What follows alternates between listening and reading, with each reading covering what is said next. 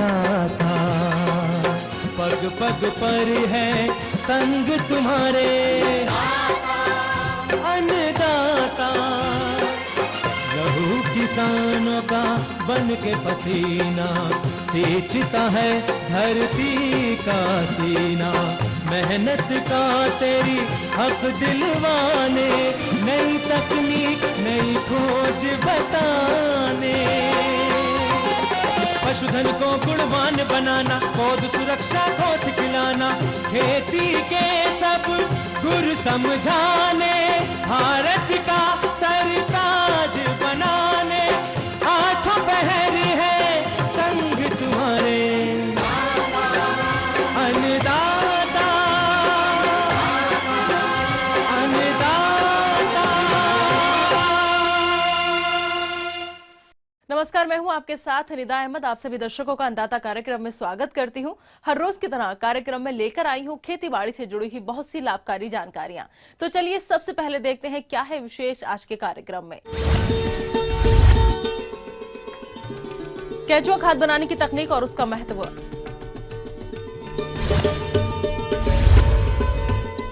अधिक उपज के लिए कैसे करें बसंतकालीन गन्ने की बुवाई,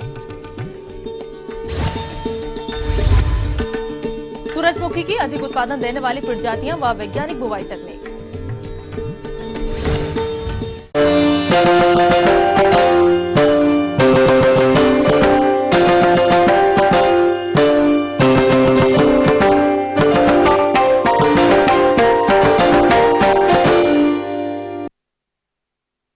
प्रदेश के ज्यादातर किसान भाई अधिक पैदावार लेने की चाह में फसल में रासायनिक खादों का इस्तेमाल अधिक कर रहे हैं, जिससे मिट्टी में जरूरी पोषक तत्वों की भारी कमी होती जा रही है। ऐसे में खेतों में जैविक खादों का प्रयोग जरूर करें और इसमें केंचुआ खाद मिट्टी और फसल के लिए लाभकारी साबित हो रहा है। तो हमारे किसान भाई केंचुआ खाद को कैसे बनाएं और इस विषय पर विस्तृत जानकारी के लिए आइए मिलते हैं कृषि विज्ञान केंद्र लखनऊ के डॉक्टर राकेश कुमार सिंह से।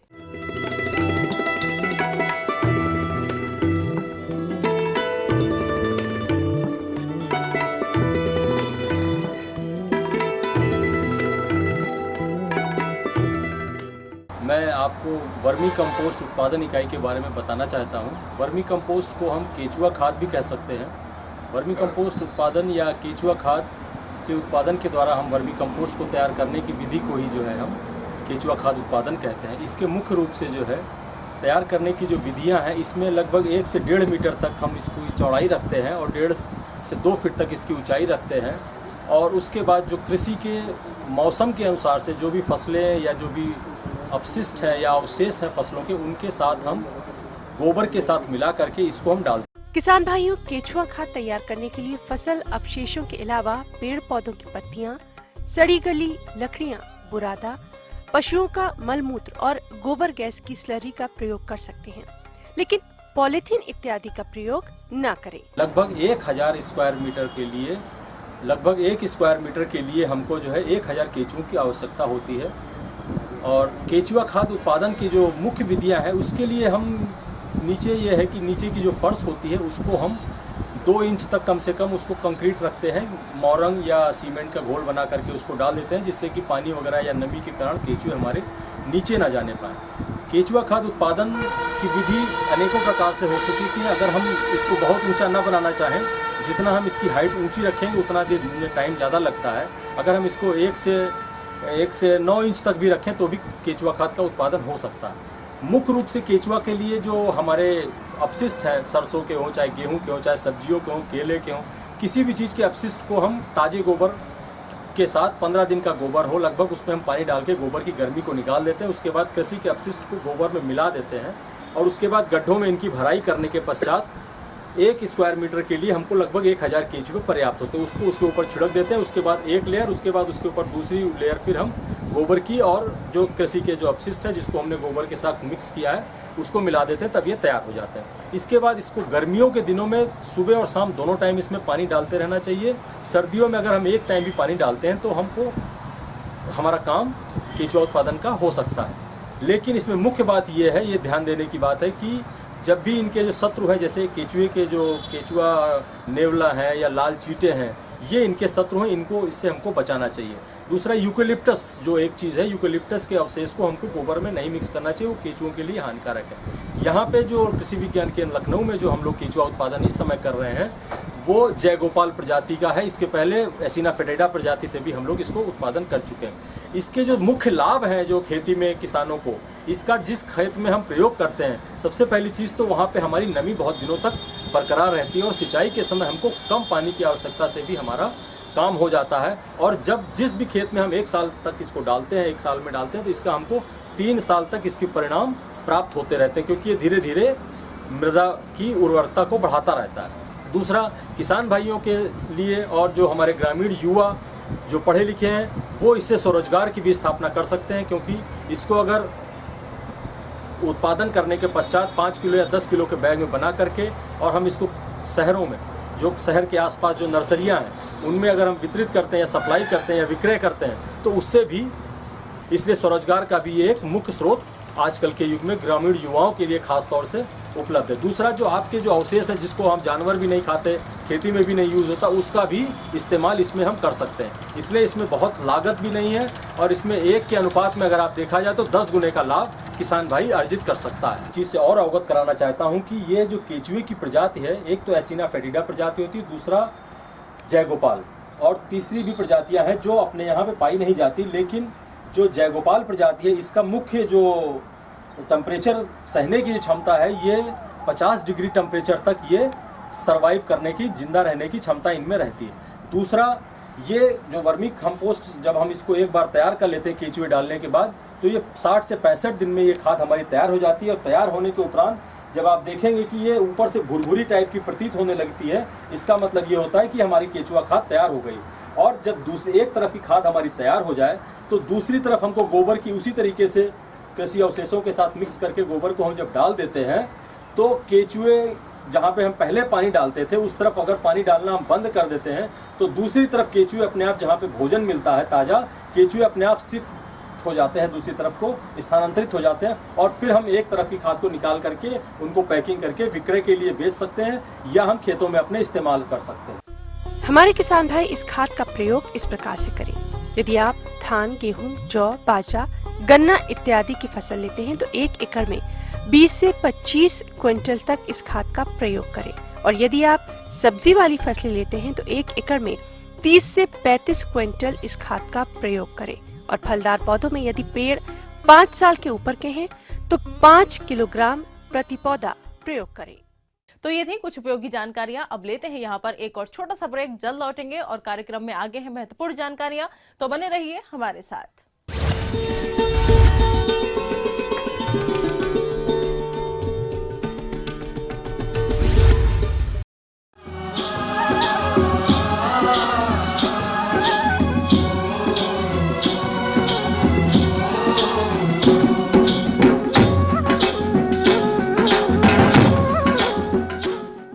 ब्रेक के बाद एक बार फिर से आप सभी दर्शकों का अन्नदाता कार्यक्रम में स्वागत है। बढ़ते हैं अगली प्रस्तुति की ओर।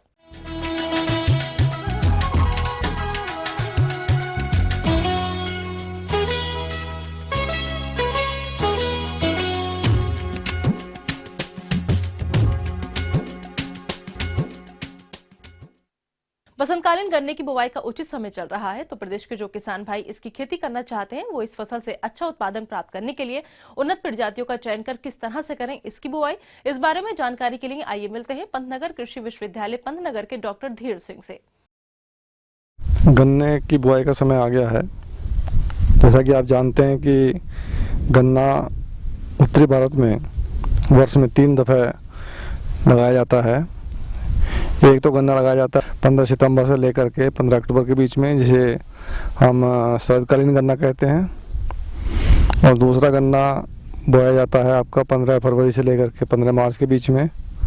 और तीसरे प्रकार का गन्ना जो है वो गेहूँ काटने के बाद लगाया जाता है अप्रैल के लास्ट से लेकर के और मई के शुरू में।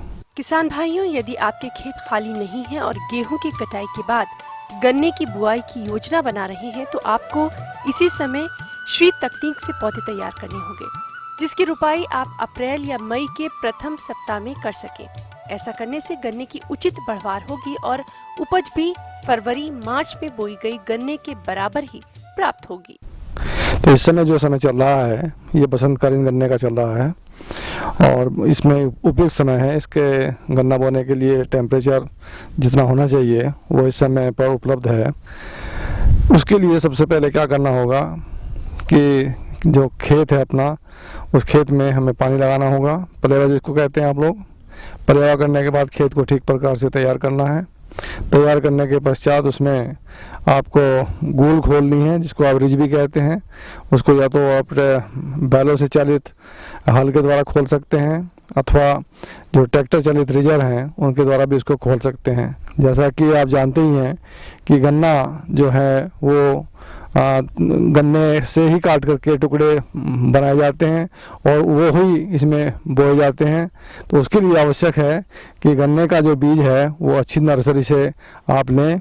वैरायटियों का चुनाव भी ठीक आपको करना होगा। अगर आपकी वैरायटी पुरानी है, जैसे 767 है, 8436 है, जिसमें आजकल रोगों का प्रकोप काफ़ी बढ़ गया है, हालांकि अच्छी वैरायटियां हैं लेकिन इनमें ये काफ़ी लंबे समय से चली आ रही हैं, इनमें रोग का प्रकोप हो गया है।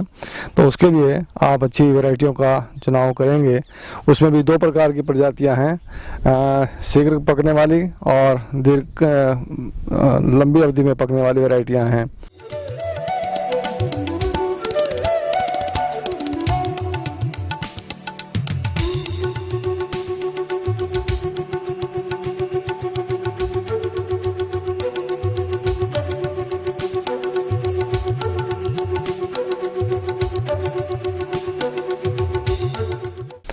उसके लिए जो भी आपके क्षेत्र के लिए उपयुक्त हो उनमें से आप अच्छी वैरायटियों का सिलेक्शन कर लें, चुनाव कर लें और अच्छी पौधशाला से उसका बीज लें।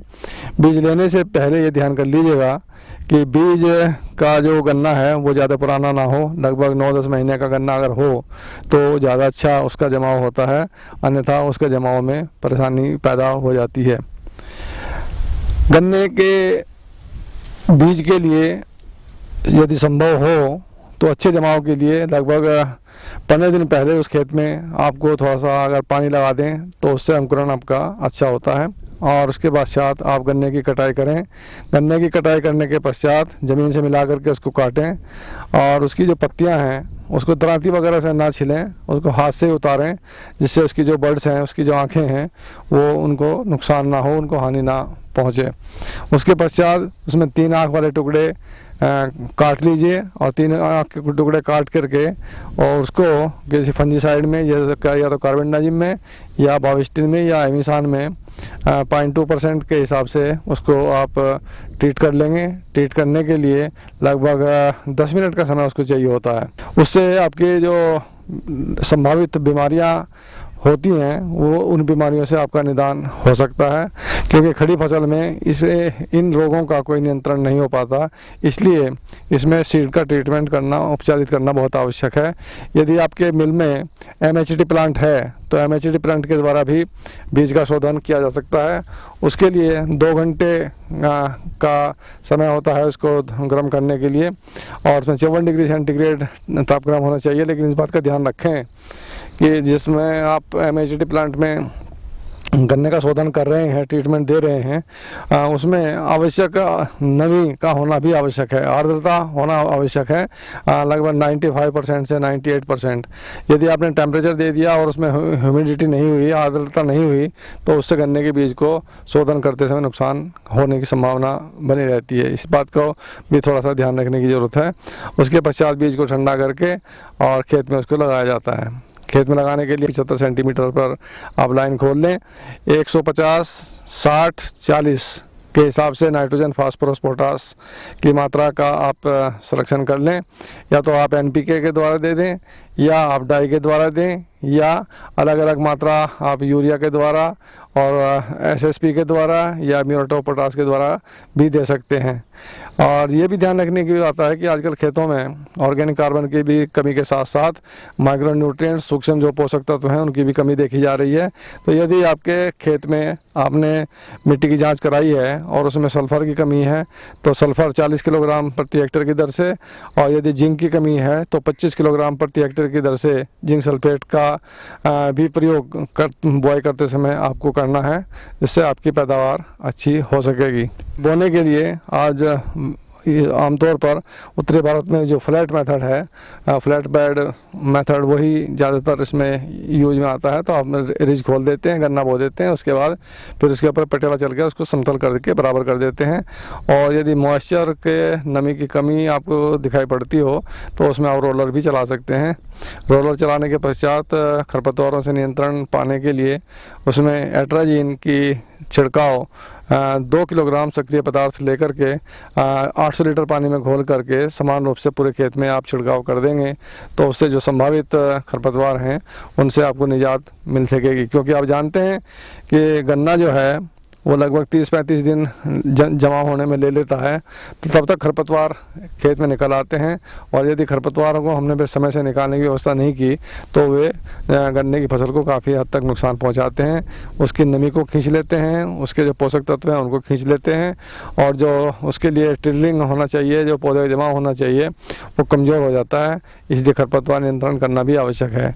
यदि किन्हीं कारणों से आप खरपतवार नाशी का प्रयोग नहीं कर सके हैं तो अंधी गुड़ाई करके खरपतवारों को आप निकाल सकते हैं। एक बात इसमें और ध्यान रखने की है कि चूँकि लाइन से लाइन की दूरी इसमें 75 सेंटीमीटर हम रखते हैं, 2.5 फुट रखते हैं, तो इसमें जो बीच का जो स्थान है 2 लाइनों के बीच में, उसमें आप इंटरक्रॉपिंग भी कर सकते हैं, लाभकारी होगी और उससे आपकी फसल को भी लाभ होगा और आपकी जो कुछ आवश्यकता है दलहन की वो भी पूर्ण हो जाती हैं। तो उस दशा में आप 2 लाइनों के बीच में यदि उड़द लगाना चाहते हैं तो 30 सेंटीमीटर पर 2 लाइनें उड़द की लगा दीजिए, और यदि मूंग लगाना चाहते हैं तो उसकी 1 लाइन ही लगाएं, क्योंकि आप जानते हैं कि मूंग उड़द से कुछ ज़्यादा बढ़ती है। भिंडी भी आप लगा सकते हैं। और यदि आपके आसपास में कोई शहर वगैरह पड़ता हो तो कुकुम्बर, जैसे आपका लौकी है, काशी फल है और आपका खीरा है, ककड़ी है, इनको भी आप लगा सकते हैं। लेकिन ध्यान रखने की आवश्यकता है कि इनको समय से आप इनको थोड़ा सा जो इनकी बेल वगैरह हैं उनको लाइन के बीच में ही थोड़ा सा सहारा देने का काम कर सकते हैं। कि यदि ये अपने गन्ने में इंटरक्रॉपिंग लिया है, उड़द लिया है, मूंग लिया है, भिंडी लिया है या कोकुम्बर लिए हैं, तो उस दशा में आप एट्राजीन का प्रयोग ना करें। उस दशा में खरपतवार नियंत्रण करने के लिए एक दवाई आती है पेंडिमिथिलिन। पेंडिमिथिलिन की 3.3 लीटर अर्थात 3 लीटर 300 मिलीलीटर दवाई को लेकर के 800 लीटर पानी में घोल करके एट्राजीन के स्थान पर उसको प्रयोग करेंगे तो आपका जो इंटरक्रॉपिंग है उसमें भी आपको लाभकारी होगा और जो गन्ने की फसल है उसमें भी खरपतवार नियंत्रण हो सकेगा। आगे और भी है कुछ रोचक जानकारियां, पर यहाँ पर रुकेंगे एक और ब्रेक के लिए। जल्द हाजिर होते हैं।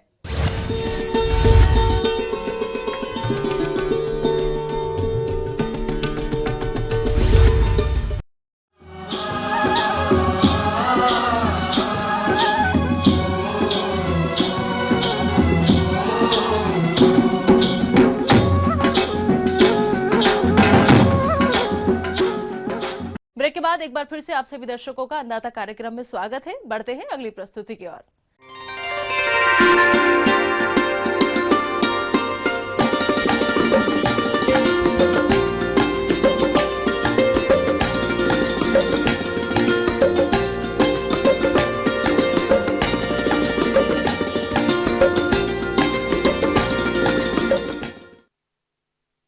अपने प्रदेश के जो किसान भाई गर्मी के मौसम में सूरजमुखी की खेती करना चाहते हैं वो इस समय इसकी बुवाई कर सकते हैं, लेकिन सूरजमुखी की फसल से अधिक उत्पादन लेने के लिए उन्नत प्रजातियों का चयन करके वैज्ञानिक तकनीक से बुवाई करनी होगी, तभी आप इस फसल से अधिक उपज हासिल कर सकते हैं। तो कैसे करें सूरजमुखी की बुवाई, इस बारे में अपने सुझाव दे रहे हैं एक कृषि वैज्ञानिक डॉक्टर RS सिंह।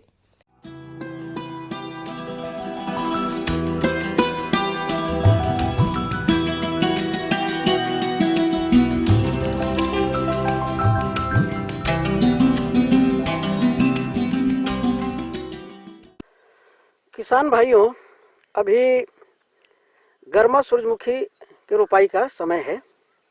वैसे सूरजमुखी एक ऐसा फसल है जो किसी भी मौसम में इसको लगाया जा सकता है, इसीलिए सूरजमुखी को सभी मौसमों की फसल कहा गया है। तो इसका सही समय 15 फरवरी से 15 मार्च तक का है गर्मा फसल के लिए। भूमि एवं खेत की तैयारी। सूर्यमुखी की खेती सिंचित बलुई भूमि से लेकर उच्च जल धारण क्षमता वाली मटियार भूमियों तथा हल्की अम्लीय से लेकर हल्की क्षारीय 6.5 से 8.5 pH भूमियों में की जा सकती है। परंतु अच्छी सिंचाई व अच्छे जल निकास वाली जीवांश युक्त भारी भूमियां सूर्यमुखी के लिए सर्वोत्तम पाई जाती है। तो किसान भाई, सबसे पहले अगर आपको सूर्यमुखी लगाना है तो खेत की बहुत अच्छी तैयारी करें। उसके लिए एक खेत की एक गहरी जुताई करें, उसके बाद 2-3 क्रॉस हैरोइंग करें या कल्टीवेटर से, और उसी समय जो मिट्टी में हानिकारक कीड़े रहते हैं उससे बचाव के लिए क्लोरपाइरिफॉस नामक जो 20% जो तरल दवा है उसका 2.5 से 3 लीटर 25 किलोग्राम बालू में मिलाकर समान रूप से 1 हेक्टेयर में छिड़काव कर दें। उन्नत प्रजातियां। सूर्यमुखी में संकुल तथा संकर दोनों प्रकार के प्रजातियों की बुआई की जाती है। अपने प्रदेश में खेती के लिए अनुशंसित प्रभेदों का विवरण निम्नवत है। उसमें कुछ जो उन्नत प्रजातियां हैं 2 तरह की हैं। एक है कंपोजिट जिसको संकुल बोलते हैं, एक हाइब्रिड है जिसे संकर बोलते हैं। तो कंपोजिट के अंतर्गत जो संकुल प्रजाति है उसके अंतर्गत कुछ वैरायटी है, अच्छी वैरायटियां हैं। उनका नाम है मॉडर्न, पाराडेविक, सूर्या, CO1 इत्यादि। और जो हाइब्रिड वैरायटीज हैं जो अच्छी वैरायटी अच्छी उपज देती हैं उसका नाम है KBSH1, KBSH44, MSFH1, MSFH8, MSFH17। ये सब बहुत अच्छी वैरायटियां हैं और बहुत उपज अच्छी देती हैं। बीज एवं बुआई। अच्छी जमाव हेतु संकुल प्रजातियों का प्रति हेक्टर 10 से 12 किलोग्राम तथा संकर प्रजातियों का 6 से 7 किलोग्राम बीज पर्याप्त होता है। बीज बोने से पहले 16 घंटे तक पानी में भिगोने के उपरांत 5 से 6 घंटे तक छाया में सुखाएं और थीरम, ब्रासिकॉल या एग्रोसान GN 2 ग्राम दवा प्रति किलोग्राम बीज की दर से उपचारित कर बुआई करें। अब उसकी कितनी दूरी होनी चाहिए? तो भाई संकुल वैरायटी के लिए आपको 45 सेंटीमीटर पंक्ति से पंक्ति और 20 सेंटीमीटर पौधे से पौधे के बीच की दूरी होनी चाहिए। लेकिन संकर वैरायटी के लिए आपको पंक्ति से पंक्ति 45 सेंटीमीटर और पौधे से पौधे के बीच की दूरी 30 सेंटीमीटर होनी चाहिए। उस एक जगह पे जो एक मेरा पॉइंट होगा उस पे हम 2 से 3 बीज गिराते हैं, और जब 10 से 15 दिन के बाद अंकुरण हो जाता है, पौधे अंकुर जाते हैं, वो 3 से 5 सेंटीमीटर के हो जाते हैं, तो उस समय उसमें से एक स्वस्थ पौधे को सिलेक्ट कर लेते हैं और बाकी को हम लोग उखाड़ के फेंक देते हैं। खाद एवं उर्वरक का उपयोग। कम शक्तिशाली एवं जीवांश पदार्थ की कमी वाली भूमियों में बुवाई से 15 से 20 दिन पहले 100 से 125 क्विंटल कंपोस्ट प्रति हेक्टेयर की दर से मिला देना चाहिए। बुवाई के समय प्रति हेक्टेयर की दर से संकुल प्रजातियों में 30 किलोग्राम नाइट्रोजन, 80 किलोग्राम फास्फोरस एवं 40 किलोग्राम पोटाश देवें एवं प्रथम सिंचाई एवं फूल लगने के समय 15-15 किलोग्राम नाइट्रोजन का उपरिवेशन करें, जबकि संकर प्रजातियों में बुवाई के समय 40 किलोग्राम नाइट्रोजन, 10 किलोग्राम फास्फोरस एवं 40 किलोग्राम पोटाश डालें एवं पहली सिंचाई व फूल लगने के समय 20-20 किलोग्राम नाइट्रोजन का उपरिवेशन करें। इसके बाद में किसान भाइयों, आप खरपतवार नियंत्रण की बात आती है। तो सबसे पहले आजकल मजदूरों का मिलना बहुत मुश्किल हो गया है, महंगा भी है। तो इसके लिए किसान भाई एक बहुत अच्छी जो वीडीसाइड्स का नाम है उसका नाम है पेंडिमिथालिन, जो कमर्शियल मार्केट में आता है, कमर्शियल प्रोडक्ट है। उसका 3 लीटर प्रति हेक्टेयर के हिसाब से 1000 लीटर पानी में मिलाएं और बुआई के पहले से दूसरे दिन के अंदर उसको बढ़िया से स्प्रे कर दें। तो इससे क्या होगा कि आपको चौड़ी पत्ती वाली और संकरी पत्ती वाली जो खरपतवार है उसका प्रभावी नियंत्रण करीब 1 महीना तक हो जाता है। उसके बाद में आप 40 या 45 दिन पे एक दूसरी निकौनी कर लें आप मैनुअल, और उसके बाद फिर खरपतवार नियंत्रण की कोई जरूरत नहीं पड़ती है। सिंचाई की संख्या भूमि विशेष, जलवायु एवं मौसम पर निर्भर करती है। फसल की अच्छी बढ़वार एवं उपज के लिए सक्रिय वृद्धि, फूल निकलते समय एवं दाना बनते समय भूमि में पर्याप्त नमी का होना आवश्यक है। इसलिए रबी में 2 से 3 सिंचाई पौधों के विकास के लिए, अंकुरण के लिए 15 से 20 दिनों बाद तथा कली लगने के समय किया जाता है। हवा चलते समय सिंचाई ना करें, अन्यथा पौधों के गिरने का डर रहता है।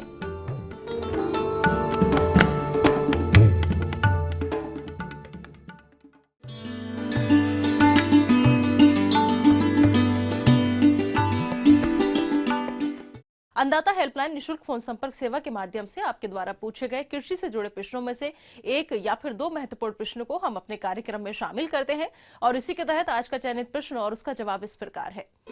अन्नदाता निशुल्क फोन संपर्क सेवा के माध्यम से पूछे गए प्रश्नों में से आज हमने जिस प्रश्न को कार्यक्रम में शामिल किया है उसे पूछा है डेरापुर कानपुर देहात के कृषक अमरेंद्र सिंह ने। इनकी टमाटर की फसल में कुछ रोगों का प्रकोप देखने में आ रहा है या इनके नियंत्रण पर जानकारी चाहते हैं। तो अमरेंद्र सिंह जी, आपकी जानकारी हेतु प्रस्तुत है कार्यक्रम का यह अंश। टमाटर में किसान भाइयों अभी पत्ती मुड़ने की शिकायत भी आने लगी है और जो फफूंद रोग है जैसे लेट ब्लाइट है या अर्ली ब्लाइट का भी प्रकोप चालू हो गया है। लगातार मौसम में हो रहे बदलाव के कारण हमारे किसान भाइयों की टमाटर की फसल में पर्णकुंचन तथा कुछ फफूंदी जनित रोग जैसे अगेती झुलसा तथा पछेती झुलसा रोग का प्रकोप देखने में आ रहा है। लेकिन कुछ किसान भाइयों को इन रोगों की ठीक तरह से पहचान न होने के कारण वो समय से इन रोगों का नियंत्रण नहीं कर पाते हैं, तो फसल कमजोर हो जाती है, जिससे आगे चलकर किसान भाइयों को कम उपज के साथ साथ काफी हानि का सामना भी करना पड़ता है। तो कैसे करें इन रोगों का नियंत्रण, आइए जानते हैं। इस वक्त हमें ध्यान रखना है कि M45 जो एक फफूंदनाशक दवाई है, इसको हमें 2 ग्राम प्रति लीटर पानी के हिसाब से हमें इसका छिड़काव करना है। और जब पत्ते मुड़ने लगे या पत्ते दोने जैसे हो जाएं तो उस वक्त हमें डाइफेंथुरान जो है उसका हमें 10 ग्राम प्रति 15 लीटर पानी के हिसाब से हमें इसका छिड़काव करना है। और ये छिड़काव हमें 15 दिन के अंतराल पर वापस इसको दोहराना है। जो ग्रसित पौधा है किसान भाइयों, जैसे पौधे पे पत्तियां मुड़ने लगे उस ग्रसित पौधे को उखाड़ कर हमें इसको नष्ट कर देना है।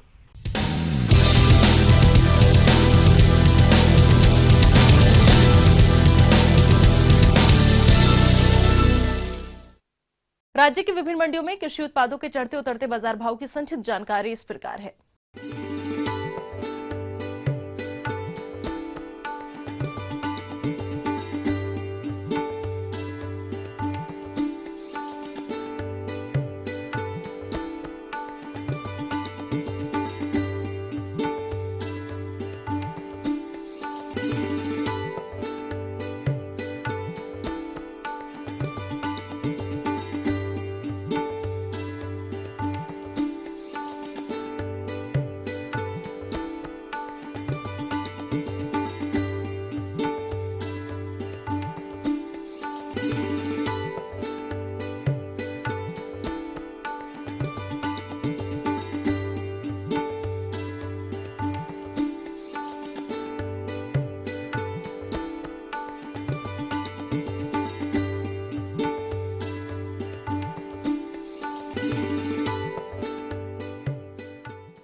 हम ये उम्मीद करते हैं कि आज का कार्यक्रम आप सभी दर्शकों के लिए उपयोगी रहा होगा।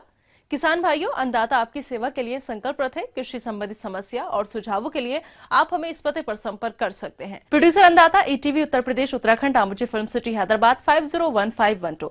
साथ ही आप हमें ईमेल भी कर सकते हैं। हमारा मेल है annadata.up@etv.co.in। इसके अतिरिक्त आप हमें निःशुल्क हेल्पलाइन नंबर 180010854599 पर सोमवार से शनिवार सुबह 10 से शाम 4 बजे के बीच संपर्क कर सकते हैं। अब आइए देखते हैं कल दिखाए जाने वाले कार्यक्रम की मुख्य झलकियां। गन्ने की फसल को क्षति पहुंचाने वाले चोटी कीट का कैसे करें नियंत्रण। कद्दू वर्गीय सब्जियों की रोपाई करते समय ध्यान देने योग्य जरूरी बातें। फिलहाल अन्नदाता की पूरी टीम को आप दीजिए इजाजत। कल फिर इसी समय आपसे होगी मुलाकात कृषि संबंधित कुछ और महत्वपूर्ण जानकारियों के साथ। नमस्कार।